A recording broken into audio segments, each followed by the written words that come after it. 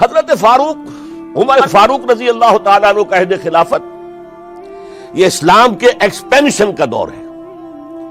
اب جو وہ انٹرنل رفتی ختم ہو گئی، انٹرنلی کنسولیڈیٹ ہو گیا انقلاب محمدی صلی اللہ علیہ وسلم، لہذا پوری طاقت کے ساتھ اب 3 لشکر نکلے ہیں، مشرق کے لیے، شمال کے لیے، مغرب کے لیے، اور فتوحات کا دائرہ شروع ہوا. 10 برس حضرت عمر رضی اللہ تعالیٰ عنہ کے خلافت کے وہ ہیں، نوٹ کیجئے، جس میں ایک سلطنت 2 سپر پاورز اس وقت کی تھی، کئی 100 سال سے چلی آ رہی تھی 2 سپر پاورز، اور دونوں جزیرہ نما عرب کے سر پر بیٹھی ہوئی تھی.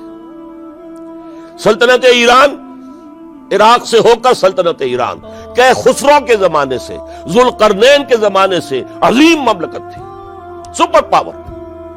دوسری طرف سلطنت روما، دی رومن امپائر، 3 بر اعظموں کو محیط تھی. رومن امپائر پورا شمالی افریقہ اس کے تحت تھا، پورا مغربی ایشیا اس کے تحت تھا، شام اس کے تحت تھا، ترکی اس کے تحت تھا، اور یورپ کا سارا مشرقی علاقہ اس کے تحت تھا. Roman Empire. آپ کو معلوم ہے حضرت عمر کے زمانے میں رضی اللہ تعالی عنہ سلطنت کسریٰ کے تو پرخچے اڑ گئے، نام ختم ہو گیا، وجود نہ رہا عظیم سلطنت کسریٰ. حالانکہ آپ کے علم میں ہوگا ان کا بڑا شاندار ماضی تھا، کہ خسرو اور کہ قباد، بڑے بڑے یہ کیانی کہلاتے ہیں. یہ کیاں جو ہے یہ بڑی عظیم ایک یوں سمجھیے کہ خاندان تھا بادشاہوں کا. لیکن یہ کہ وہ پوری سلطنت کسریٰ ختم ہو گئی. کیوں؟ اس نے حضور کے نامہ مبارک کو چاک کیا تھا، اور حضور نے فرما دیا تھا صلی اللہ علیہ وسلم، خسرو نے میرا خط نہیں چاک کیا، اپنی سلطنت چاک کر دی. اور واقعتاً سلطنت کسریٰ جو ہے ختم ہو گئی، نام و نشان ختم ہو گئی. دوسری طرف سلطنت روما تھی، عیسائیوں کے ساتھ، چونکہ وہ تھی کرسچین، عیسائیوں کے ساتھ حضور کے زمانے میں کوئی براہ راست تصادم نہیں ہوا تھا. سارا تصادم ہوا تھا یا مشرکین عرب سے اور یا یہودیوں سے. عیسائی جو ہے عربین پیننسولا میں تھے ہی نہیں، یمن کے علاقے میں کچھ تھے لیکن ان کی کوئی حیثیت نہیں تھی، لہذا کوئی کنفرنٹیشن نہیں ہوئی. دوسرے عیسائیوں میں ابھی اہل علم موجود تھے. جیسے آپ کو معلوم ہے نجاشی بادشاہ کیسے ایمان لے آیا. اس نے حضرت عیسیٰ کے بارے میں پوچھا، حضرت جعفر طیار رضی اللہ تعالیٰ عنہ نے سورہ مریم کی آیات پڑھ کر سنائی، اور اس نے کہا بین ہی جو ان آیات میں تم نے پڑھا ہے، عیسیٰ کی حقیقت اس سے 3 کے برابر بھی زیادہ نہیں ہے. اسی طرح ہرقل نے جب اس کو حضور کا نامہ مبارک پہنچا، اس نے جو بھی پیغامبر آئے تھے ایلچی، ان کا اکرام کیا، احترام کیا. وہ عالم تھا، جان گیا کہ یہ نبی آخر الزمان ہے. چاہتا تھا کہ میں ایمان لے آؤں، بشرطے کہ میرے سارے درباری سپہ سالار بھی ایمان لے آئیں. جیسے کہ سن 300 عیسوی میں پوری رومن امپائر نے عیسائیت اختیار کی تھی، اس سے پہلے وہ بت پرست تھے. 300 عیسوی میں سلطنت روما کا جو ایمپرر تھا وہ ایمان لے آیا حضرت عیسیٰ پر. اس وقت تک ظاہر بات ہے اسلام حضرت عیسیٰ کا دین تھا، حضور تو ابھی آئے نہیں، حضور کے آنے میں تو ابھی 300 برس سے باقی ہے. وہ عیسائی ہو گیا، پوری مملکت عیسائی ہو گئی، تو وہ نظام جو تھا حکومت کا برقرار رہا، انٹیکٹ رہا. ہرقل یہ چاہتا تھا کہ اسی طرح میری پوری سلطنت ایمان لے آئے تو میری حکومت برقرار رہے.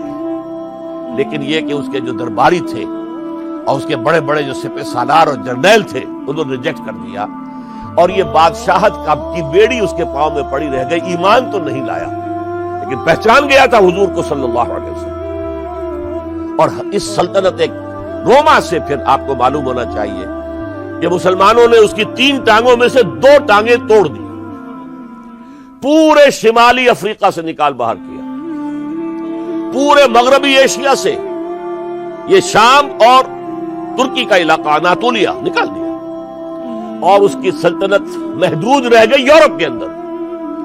تو یہ عظیم کام ہوئے ہیں حضرت عمر رضی اللہ تعالیٰ عنہ کے عہد.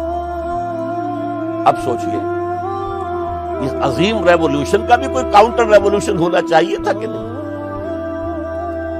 ایرانی بڑے زبردست نیشنلسٹ لوگ تھے، नस्ल परस्त, अपनी नस्ल पर फख्र करने वाले। हमारी रिवायात अजीम है, हम कै खुसरो के वारिस हैं। और आपको मालूम है कि आखिरी जो बादशाह था रजा शाह पहलवी, वो चाहता था कि कै खुसरो के दौर की अजमत और सतवत को दोबारा ले आए। 2500 साल जश्न उसने मनाया था। वो चाहता था वही शान मेरी हो जाए जो कै खुसरो की थी। ये जो इनके अंदर नेशनलिज्म था, जब उनकी सल्तनत के पर्चे उड़ गए हजरत उमर रजी अल्लाह तआला अन्हु के हाथों, तो उनके दिलों में हजरत उमर की दुश्मनी, वो खून के प्यासे हो गए उमर के रजी अल्लाह तआला। मैं यहां आपको जरा एक हवाला दे दूं।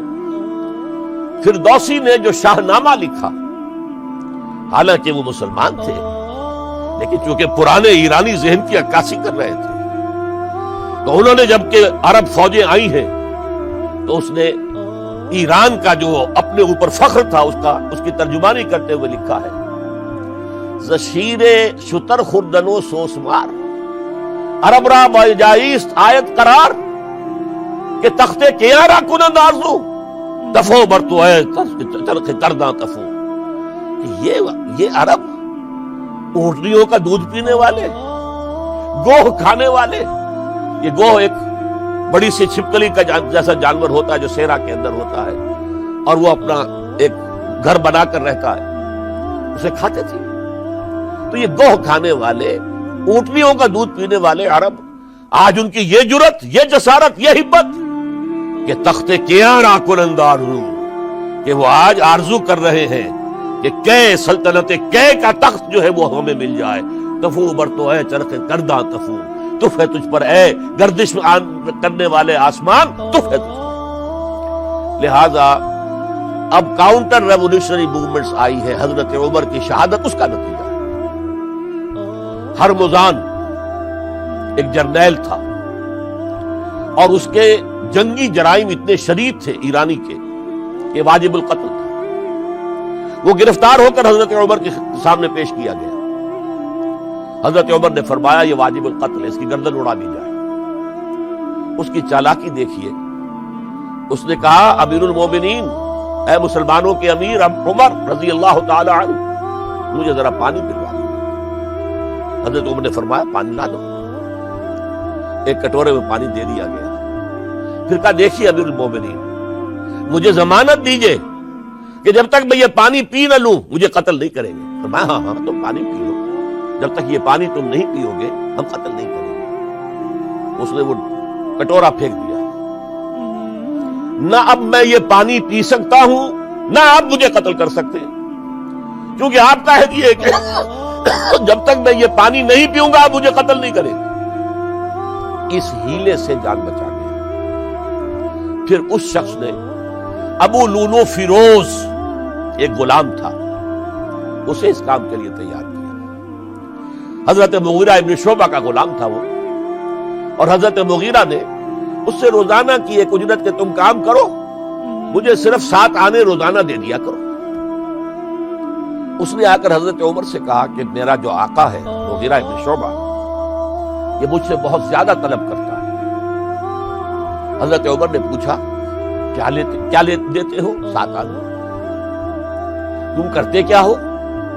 कि मैं नज्जार भी हूं, मैं लोहार भी हूं, मैं ये काम करता हूं। फरमाया इतने पेशों का जानने वाला, उसके लिए ये रोजाना का टैक्स ये ज्यादा नहीं है, ये तुम्हें देना चाहिए।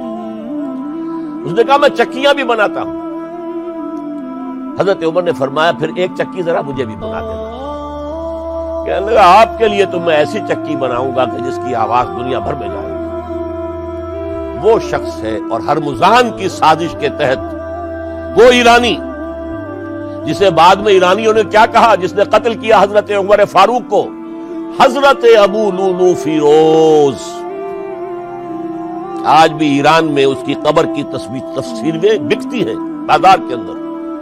हजरत अबू लूलू फिरोज वो आया है मस्जिद नबवी में, और आकर उसने जबकि हजरत उमर रजी अल्लाह तआला अन्हु इमामत फरमा रहे हमला किया, 5-6 वार खंजर के किए। हजरत उमर रजी अल्लाह तआला शदीद मजरूह हो गए। ये इंतकाम था جو عجم نے وہ سلطنت کے جس کے ٹکڑے ختم ہو گئے تھے، جس کا ٹکڑے کر دیے گئے تھے، اس نے انتقام لیا عالم اسلام سے. سمجھا انہوں نے یہ تھا کہ شاید یہ پوری عمارت اسی ایک ستون پر کھڑی ہے، حضرت عمر ہی کے ستون پر کھڑی ہے، اس ستون کو گرا دو گے پوری عمارت گر جائے گی. لیکن ثابت ہوا نہیں، یہ محمد کی بنائی ہوئی عمارت ہے صلی اللہ علیہ وسلم. یہ بہت قوی ہے، اس کی بنیادیں بہت مضبوط ہیں، کوئی ذرا سی تریڑ بھی نہیں آئی، ذرا سی تریڑ بھی نہیں آئی. حضرت عمر فاروق کی شہادت کے بعد حضرت عثمان رضی اللہ تعالیٰ عنہ کا دور خلافت شروع ہوا، اور جوں کا توں جو قافلہ چل رہا تھا آگے چلتا چلا گیا.